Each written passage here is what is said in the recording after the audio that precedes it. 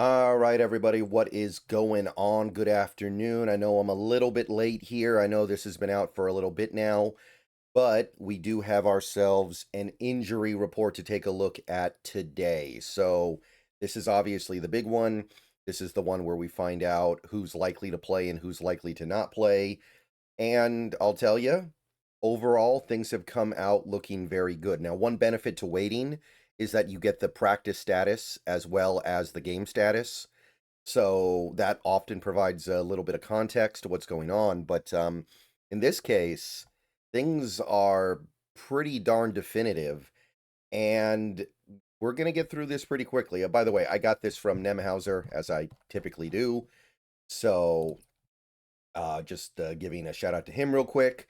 And yeah, let's take a look here. But again, I mean, if you're looking on the right side of the screen, you've already seen it's mostly good news. Be right back. Before we go any further, I want to tell you a little bit about my friends over at Sleeper, as well as get some picks in. Are you using the Sleeper app this year for daily fantasy football? If not, you are missing out. Let's just take a look over on the left side of the screen now. Look at all the fun stuff you can get up to over there. Look at all the great stuff you can pick on. Let's get some picks in for this week. I've got Achane with an anytime touchdown against Washington. I've got Josh Allen with 2 or more passing touchdowns against Tampa Bay. Cooper Kupp revenge game against the Rams over 29.5 receiving yards, and Ashton Jeanty with over 58.5 rushing yards against Dallas. So get on over to Sleeper, use promo code SBN, and you'll get up to $100 match on your first deposit. Terms and conditions apply. See Sleeper's terms of use for details. Currently operational in over 25 states. Check out Sleeper today. Get your picks in and test your football knowledge. All right, so yeah, we've got almost all full participants today, and almost no game statuses, right? AJ Barner, Jake Bobo, Kobe Bryant, who was never hurt, Christian Haynes, Josh Jobe, Ernest Jones, Cooper Kupp, JSN, Cody White, Leonard Williams, Gray Zabel. None of those guys have game statuses, which means they're all effectively guaranteed to play. It would require something to happen late today or tomorrow for that to change. And everybody I just mentioned was a full participant today in practice, except for Gray Zabel. He was limited, but the fact that he has no game status indicates that they're not at all concerned about it. They just wanted to give him a little bit of practice time off. Now, obviously, the big one here is Ernest Jones. A lot of this stuff is good, but Ernest Jones is the big one. As of yesterday, it was seemingly still in the air. I was pretty confident he'd play, but it sure would have felt better if he had a full practice under his belt before the game. And that's what we got today. He was a full participant today. And I mean, again, they got rid of the probable tag. I know that if the probable tag was still out there, maybe one or two of these guys would be listed as probable. And I'm not saying they're all 100%. That's very likely not the case, but you can't ask for much more. The Seahawks do have some issues. Jaron Reed on IR. You got Julian Love on IR. You got a couple other players as well. But in terms of the actual game report, it's about as good as you could hope for, especially with where you started the week off. You got 2 players listed as out. You got Torrey Horton and you got Jalen Sundle. Sundle we knew about on Monday. Horton, not surprising after yesterday. But again, Horton, he's going to have less to do right now because of the addition of Shaheed. And with Kupp being a full participant all week, seems like he is as good to go as he will be. Now, one interesting note, McDonald did address the Christian Haynes thing. He said that he's ready to go. They just have to activate him. And they may choose to not activate him until next week, because next week is the deadline. They have to activate him by like Wednesday or something. So he's physically as ready to go as you can be. It's just a matter of, do we feel like there's a need for him?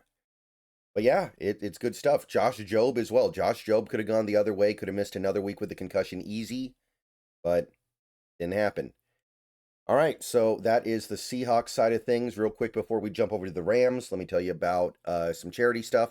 Hey everybody, Seahawks Brendan Nelson here to show you some really cool steel art for the 50th anniversary of the Seahawks and a Mariners medallion too, like the ones pictured above my head. My dad, aka Metal Hawk, has met over 300 Seahawks, dozens of Mariners, and some Sonics in his time, and now he's making unique steel art, special edition, and it can be yours for a donation directly to Fans for Good. Click the Facebook link down below for complete instructions. Back to the video. All right. So, Rams. Okay, so first of all, there's some misdirection here, right? We got a couple of DNPs today because of rest. Tyler Higbee, Alaric Jackson, Byron Young.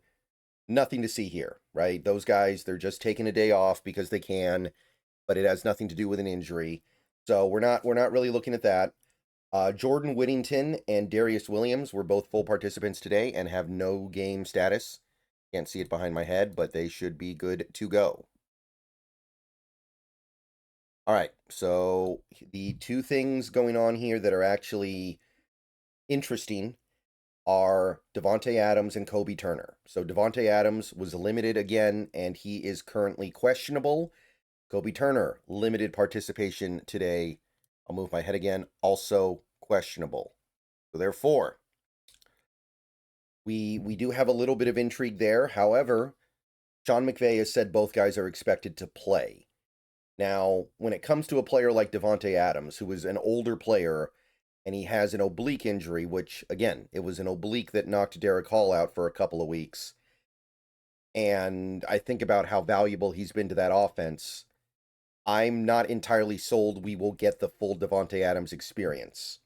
Probably fewer snaps than typical, probably less ability to get involved than typical, and he's been very good for them so far this year. So I'm not entirely sure I buy the idea that he's just going to be able to, a week after having the oblique injury, just go out there and be the Davante Adams we all know. So not expecting him to be 100%. And Kobe Turner barely practiced this week. Now, obviously, Kobe Turner, defensive tackle, that's a guy who is certainly capable of playing after a week where he does not practice, but hard for me to believe a guy misses this much practice and is going to be 100% of himself. So he may play. It looks like he may play, but we'll see how much they can get done. We'll see how much they are effective. Not entirely clear that they're going to be able to get a ton out of those guys. And that's it. Yeah, that was quick, guys. I mean, with how long the report was this week, you would have thought this would have taken some real some real searching, some real discussion, some real conversation, but not really, no. In fact, there is zero intrigue on the Seahawks side of the report if you look at this, right? Everybody is either no status at all or they're out. So we know. The only things we don't know are Adams and Turner, and even there, McVay said they are going to play. And I do think they're going to play. I just am not entirely convinced they're going to be able to be 100% of themselves. All right. That's it. I'm going to go and get out of here. Going to be another video later today, the Husky video. But that'll do it. So let me know what you guys think. See you guys later, and go Hawks.